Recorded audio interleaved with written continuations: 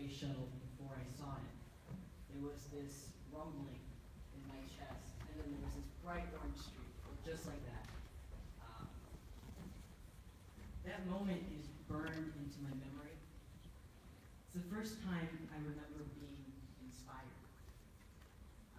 After that, I became a voracious reader. I wanted more than anything to be an astronaut and go out and explore space. It's why I am where I am today. And when I do research at AOS, I'm trying to add nanoparticles to algae to increase the amount of oxygen they produce.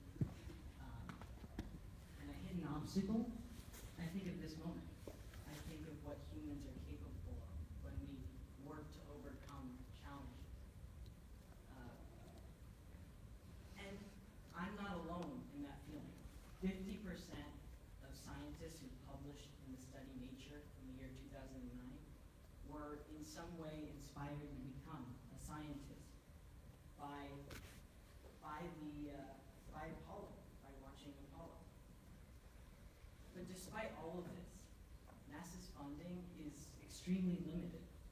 If you take the running budget from 1968 to 2010, it still doesn't add up to the 2010 military budget. It's about half a penny on the tax dollar. But we can't just go out into space because it gives us a warm, fuzzy feeling in our hearts. There has to be a reason. And I realize that space exploration is expensive, but when we work to pursue solutions, when we face these challenges, we constantly yield new innovations and technological progress. Let me give you an example. When Hubble went up in 1990, its mirror had a deformity in it. It was blurry. So while they waited for a new mirror to fix the optics, they developed software to unblur the images. That software is used today in mammogram screenings, CAT scans, and MRIs, and it saves thousands of lives. And that's not the only instance. LEDs were NASA-developed technologies. In fact, from solar panels to air purification technology, NASA innovations are at the center of our modern lives. And here's another question I get a lot. It's, well, isn't it irresponsible to go out and explore space when we have so many issues here at home? There's world hunger and climate change. We're facing the 6th mass extinction right now. But going out into space teaches us about Earth. We learned about climate change by studying Venus. We track invasive species and poaching efforts through satellites that are direct descendants of NASA Apollo technology.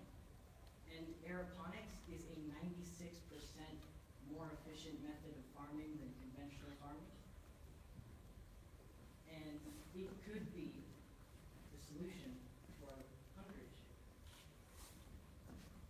But more than just looking back at Earth scientifically, when we go out into space, we get to look at Earth literally. We get to see it vulnerable and isolated. And when that happens, we develop a love for our planet, for our fellow man. We develop an understanding of the fragility of Earth. That's why in 1970 you have the Clean Air Act, the Clean Water Act. You have the EPA form. All of these are a result of seeing Earth like this. And more than that, when we see Earth from space, you see it as it really is. You see it without borders. We realize that we're one species. And no border wall is going to change that.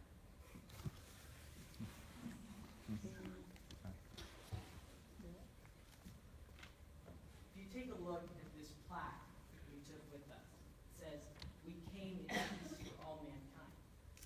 we did. When we went to the moon, 500 million people tuned in. That's 14% of the world's population at that time. And the next day, every newspaper led with it. We need this global perspective now more than ever. We need to realize that we're one species. So let's fund NASA.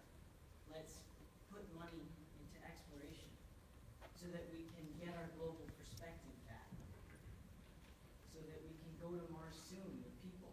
So that we can raise a new generation of scientists and engineers. So that we can develop new technologies and progress. But most importantly, so that the next kid doesn't have to go all the way to Russia to look up into the sky and be inspired to